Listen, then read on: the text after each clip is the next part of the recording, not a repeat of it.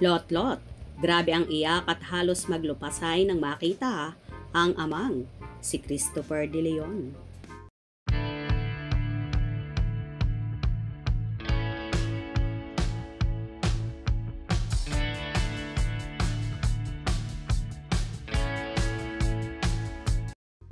Durog na durog nga ang puso ni Lot-lot De Leon sa pagpanaw ng kanyang ina, ang nag-iisa, national artist at superstar na si Miss Nora Honor. Hindi nga akalain ni Lot-lot na papanaw ang kanyang ina, kaya naman sobra-sobra ang pangungulila niya dito. Samantala, dumalaw naman sa burol ni Ate Guy ang dating asawa nito, ang drama king Christopher De Leon, sa wake ng namayapang superstar. At dito nga ay kitang-kita kung paano umiyak, niyakap at halos maglupasay si Lot-lot nang makita ang amang si Christopher De Leon. Si Christopher kasi ang itinuturing na ama ni Lot-lot simula ng pagkabata. Sila kasama ang mga kapatid niyang adopted na sina Matet, Kiko at Kenneth. At ganun din ang original na anak ni Nora at Christopher na si Ian De Leon.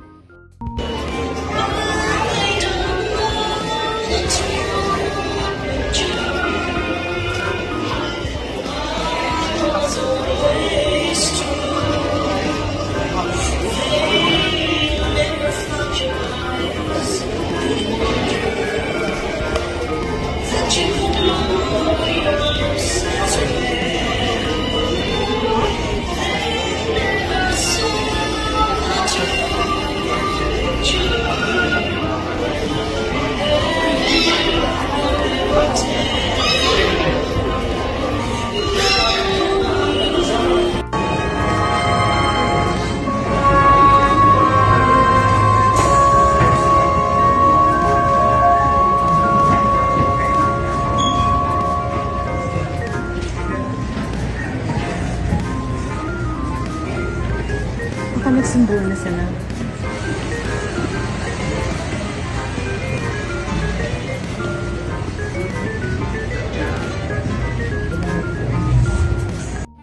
Dumating din sa second night ng lamay si Jackie Lo Blanco para makiramay at damayan din sina Lot-lot, kung saan kamamatay din naman ang ina ni Jackie Lo na si Miss Pilita Corrales, na halos ilang days lang ang pagitan ng dalawa.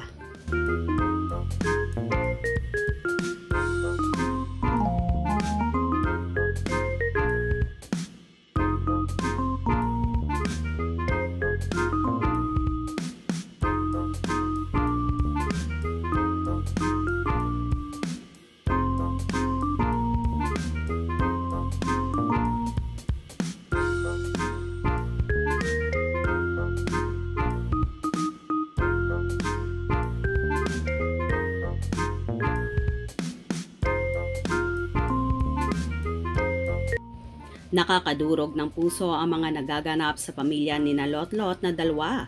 Sa pinakaimportante sa buhay nila ang lumisan. Buti na lang at nandyan ang mga kaibigan, kamag-anak, mga fans na sumusuporta sa kanila at nagpapalakas ng loob nila, lalo na nga ngayong iniwan na sila ng nag-iisang superstar. Condolence sa buong pamilya at rest in peace, Ate Guy. Kung nagustuhan nyo ang video na ito, comment down below.